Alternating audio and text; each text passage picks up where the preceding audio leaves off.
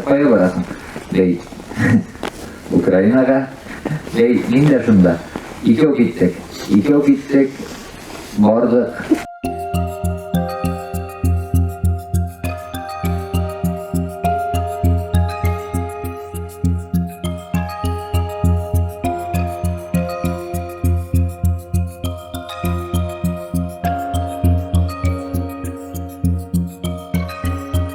Үзіміз кіріп яздық, доброволецлар болып кеттік.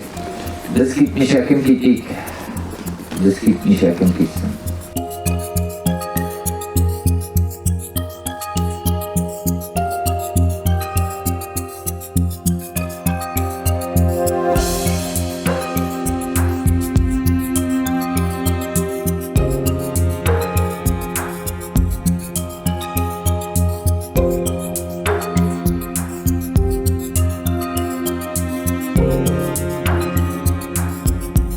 Һугышка тикелем Баймак вәкиле менән һөйләшкән вакытта ул саң һугайны. Бүген Баймак районының авылдарында ир-аттар юк.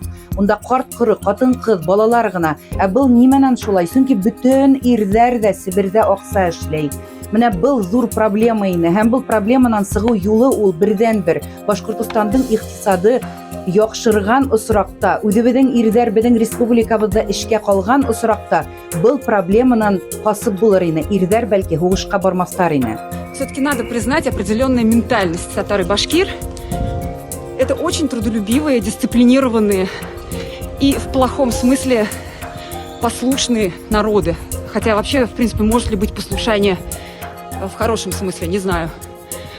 И здесь эта самая дисциплинированность играет с ними очень злую шутку, потому что, наверное, можно вспомнить пословицу известную русскую народную: «Заставь дурака Богу молиться, и он себе лоб разобьет».